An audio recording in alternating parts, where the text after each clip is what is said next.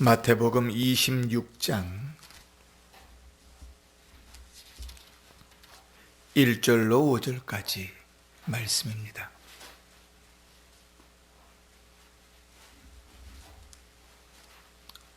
마태복음 26장 1절로 5절까지 제가 가진 성경으로는 신약성경 45쪽입니다. 우리 함께 봉독하면서 하나님의 음성을 듣습니다. 시작. 예수께서 이 말씀을 다 마치시고 제자들에게 이르시되 너희가 아는 바와 같이 이틀이 지나면 유월절이라 인자가 십자가에 못 박히기 위하여 팔리리라 하시더라.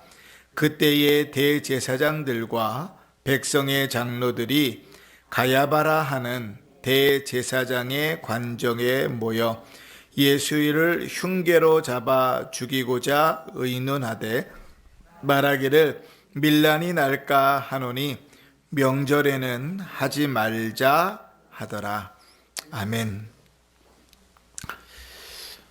특별 새벽기도의 셋째 날 주의 은혜를 사모하여 주 앞에 나와 성도들에게 사모하는 대로, 기도하는 대로, 믿음으로 서는 대로 은혜가 있기를 주의 이름으로 축복합니다.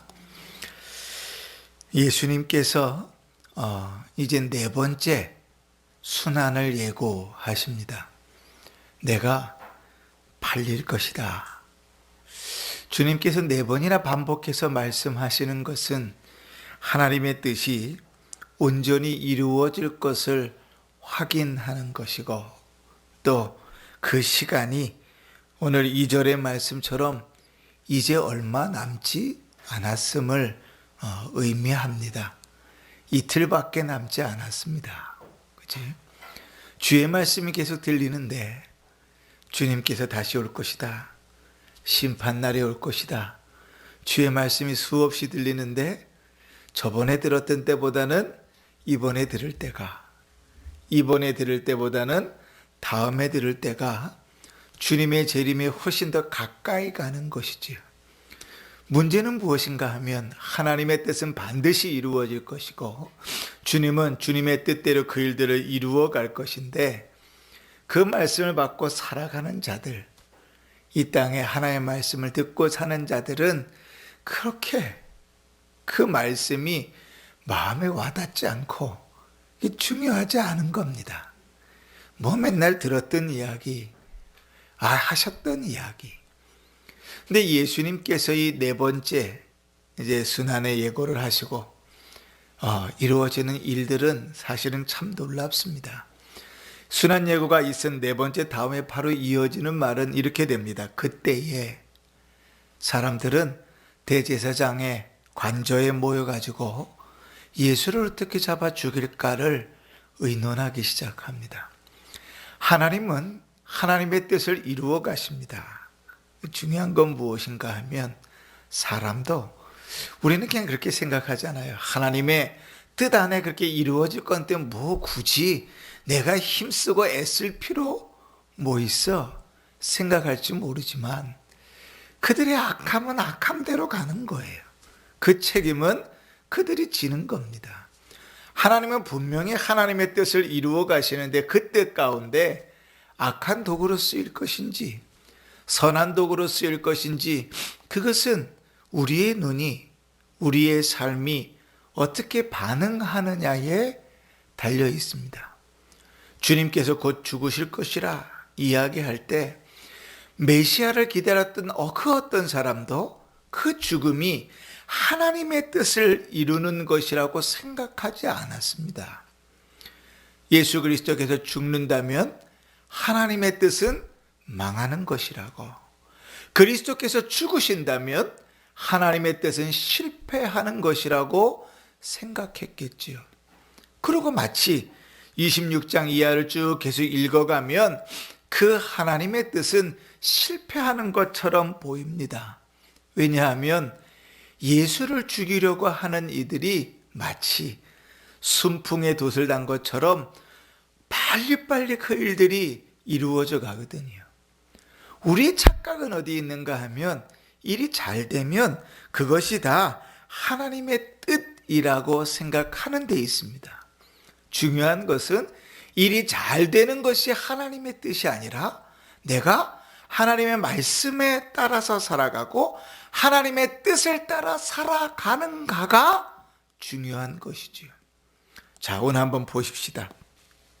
이제 3절에 보시면 대제사장들과 백성의 장로들이 가야바라 하는 대제사장의 관저에 모였다. 그렇게 말합니다. 뭐에 모였냐면 예수를 어떻게 잡아 죽여야 될까 그 고민을 하려고 모였습니다.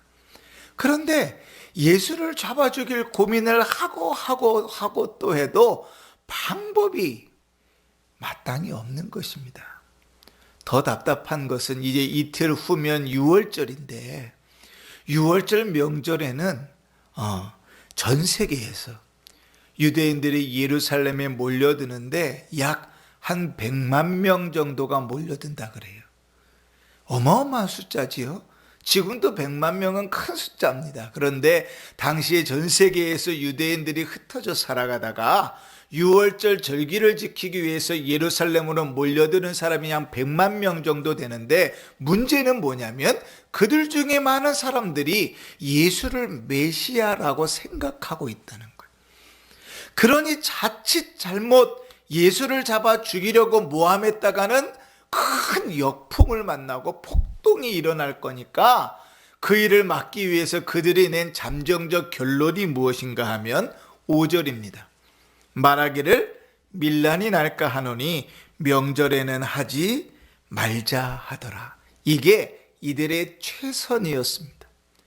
잡아 죽이고 싶은데 방법이 없는 거예요. 그런데 아주 하나님의 기가 막힌 은혜와 같은 일이 일어납니다. 그게 뭐지요? 우리가 이제 안 읽었지만 14절 이하에 가면 예수님의 제자 중에 하나님 유다가 가로신 유다가 예수님을 파는 것입니다. 예수님의 제자 중에 하나가 예수님을 은삼십에 팔아넘기겠다고 직접 자기 발로 찾아온 것이. 그리고 그 기회가 멀리도 아니 하루 만에 그 기회가 찾아옵니다. 여러분, 우리는 보통 이렇게 일이 풀려가면 뭐라고 말해요? 하나님의 은혜다 이렇게 말합니다. 그죠? 뭔가를 계획하고 가는데 그 계획하는 일이 순조롭게 진행돼요. 그러면 하나님의 은혜라고 생각합니다. 그런데요, 여러분, 예수를 팔려고 가룟 유다가 예수를 넘겨주려고 할 때 그것 자체가 정상이 아닙니다. 불법이지요. 그지요? 하나님의 뜻이 불법적으로 이루어지는 걸 보셨습니까? 그런 적은 없습니다. 가룟 유다가 예수를 팔겠다고 예수를 넘겨주겠다고 음삼십을 받고 언제 넘겨줄까 틈을 보는 것 자체도 정상이 아닙니다. 그런데 자세히 한번 보십시다. 자, 이들이 지금 누가 모여 있냐면 지금 대제사장과 장로들이 모였다 이렇게 표현합니다. 그런데 이렇게 돼 있어요. 가야바라 하는 대제사장의 관정에 모였다. 그러니까 대제사장의 이름이 뭐냐면 가야바입니다. 여러분 한번 퀴즈를 하나 내볼게요. 대이스라엘 백성들에게 대제사장은 몇 명이지요? 한 명이죠. 한 명. 그죠? 대제사장은 한 명입니다. 그리고 그 한 명의 대제사장이 1년에 한 번, 그죠? 1년에 한 번 지성소에 들어가가지고 이스라엘 온 백성의 죄를 사하는 것이죠. 자, 대제사장은 아론으로부터 시작했잖아요. 아론이 죽으면 그 다음 장자가 그것을 이어받았습니다. 그런데요, 여러분, 누가복음 3장에 가면 안나스라는 대제사장이 한 명 더 등장합니다. 그런데 이 안나스라는 대제사장은 누군가 하면 오늘 우리가 읽은 가야바라는 대제사장의 장인입니다. 그럼 여러분 한번 생각해 보세요. 제사장이 지금 몇 명이에요? 2명입니다. 대제사장은 누구에게 계속 이어지는 거예요? 제사장이 죽으면 그 다음에 큰아들 장자에게 이어지는 거예요. 그런데 안나스는 가야바의 장인입니다. 자, 지금 어느 정도까지 불법적으로 타락했는지가 지금 보이는 거죠. 그죠? 지금 모여있는 사람들의 멤버 자체가 불법이에요. 그런데 또 보십시다. 3절 마지막에 보면 그 가야바라고 하는 대제사장의 관정에 모였다 그럽니다. 대제사장들과 서기관들과 장로들 이들이 모이면 그 모임이 뭐냐면 산헤드린 공의회입니다. 이 산헤드린 공의회는 종교적인 재판을 할 수 있는 최고의 기관입니다. 그런데요, 이 산헤드린 공의회는 어디서 모이냐면 성전 밖 남쪽에 있는 가지트라는 공회당이라는 장소에 모여서 회의를 하게 되어져 있어요. 그게 법칙입니다. 그런데 지금 어디에 모여져 있죠? 그렇죠? 가야바라는 대제사장의 관정에 모여 있습니다. 관정이라는 말은 뜰이라는 말입니다. 마당, 뜰, 지붕이 없는 마당. 그러니까 지금 예수를 죽이려고 모의하는 것을 어디서 하고 있어요? 불법적으로 모여서 회의를 하고 있는 거예요. 자, 우리로 따지면 이런 것입니다. 국회는 어디서 모이죠? 국회의사당에서 모여요. 거기서 모여서 법도 제정하고 법에 대한 논의도 하고 거기서 하는 거예요. 그런데 국회의원들이 거기서 모이면 문제가 되니까 은평중앙교회 예배당에 모여서 여기서 몰래 회의한다고 생각해 보세요. 사람들이 어떻게 할까요? 아마 나라가 다 뒤집혀지겠죠. 그렇죠? 예수를 잡아 죽이려고 모이는 멤버도 불법이에요. 예수를 잡아 모이려는 장소도 불법이에요. 하나님의 뜻이 아주 기가 막히게 이루어지는 것 같은데 그 안을 열어보면 하나부터 열까지 다 불법이에요. 하나님의 뜻이 그렇게 이루어지겠습니까? 아니지요. 우리는 요나를 잘 알잖아요. 하나님께서 야, 너 저 아소리의 수도 니느웨에 가가지고 내 말을 전하라. 그들이 그 말을 듣고 회개하도록 내 말을 가서 전하라 그럽니다. 근데 이 요나가요, 가서 말씀을 전하면 분명히 그들이 또 회개하겠지, 그것을 못 보겠는 거예요. 그러니까 반대로 도망가지 않습니까? 그런데요, 성경을 자세히 읽어보면 그가 반대길로 도망가는데 마치 예비되어져 있던 것처럼 배가 딱 준비되어 있다고요. 지금처럼요, 12시, 1시, 2시 시간마다 정해져서 출발하는 배가 아니에요. 당시의 배는 비정기선입니다.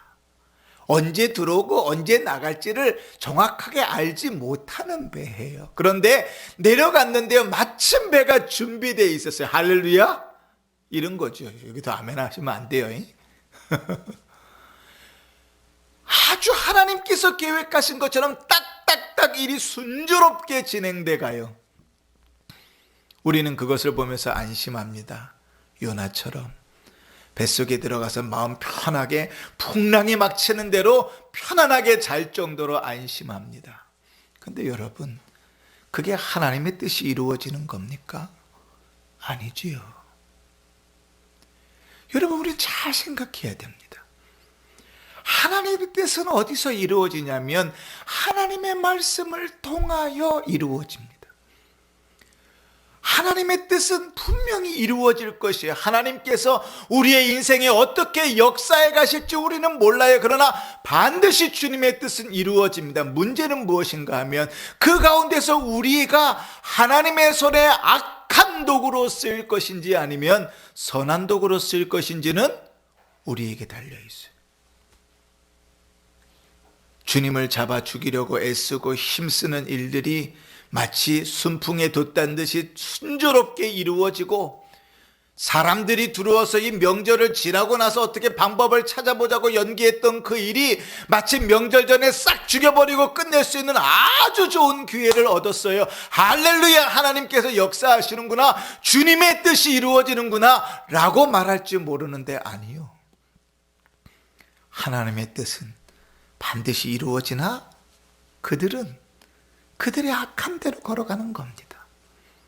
주께서 가룟 유다를 향하여 말씀하시는 것처럼 차라리 태어나지 않는 것이 나을 뻔하였다 말씀하셨던 것처럼 그 악함은 그가 담당하고 가지만 주님의 뜻은 온전히 이루어지는 것입니다. 여기서 우리는 하나님의 뜻은 그 누구가 어떤 악을 행한다 할지라도 반드시 이루어진다는 것을 보면서 우리는 위로를 한편으로 얻습니다. 왜요? 우리의 연약함, 우리의 나약함, 우리의 악함이 하나님의 뜻을 막아설 수 없고 그분의 뜻을 지연시킬 수 없고 그분의 뜻을 어그러뜨릴 수 없으니 우리는 참 위로를 얻습니다. 그러나 한 가지 더 우리가 경계하게 되는 것은, 그러므로 우리의 살아가는 그 삶이 주의 뜻을 따라 그 말씀을 따라 걸어가고 있는가, 이 대목에서는 우리는 우리 스스로에게 질문을 던져 보아야 하는 것입니다. 여러분, 계획한 일들이 잘 돼가고 계십니까?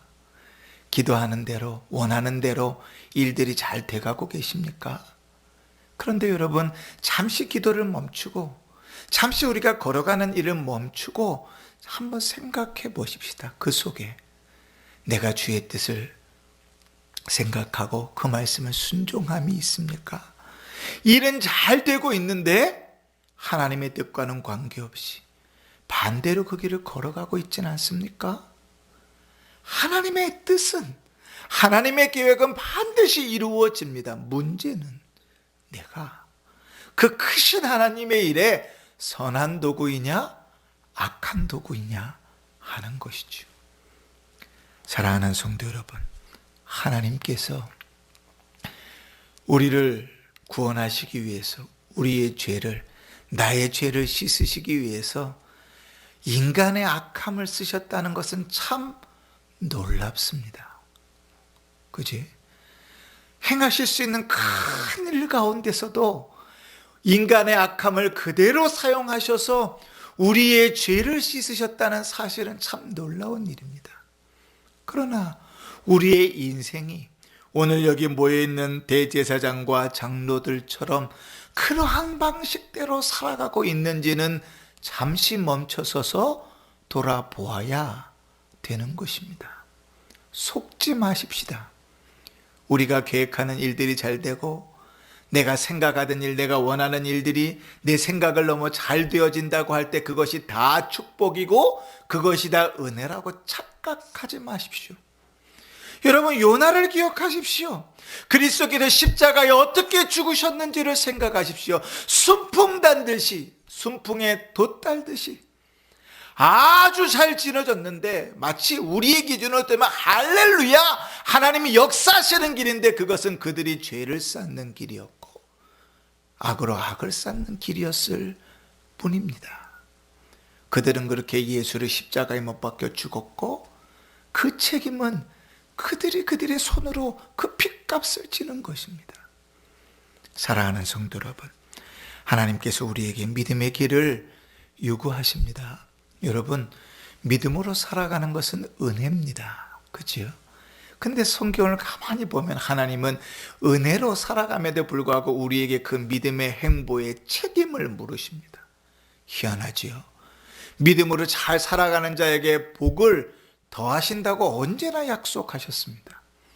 창세기부터 계시록까지 믿음으로 살아가는 자는, 끝까지 견디는 자는, 성령과 함께 믿음으로 살아가는 자는 생명의 면류관을 주고 복을 누리게 하신다고 분명히 약속하십니다. 그런데요, 그것만 기억하시면 안 되고 내 마음대로 살아가고 내 뜻대로 살아가고 내 마음 내 모양대로 살아가는 그 믿음 같지 않은 믿음의 행위에는 하나님께서 저주도 분명히 말씀하셨다는 사실을 함께 기억하셔야 됩니다.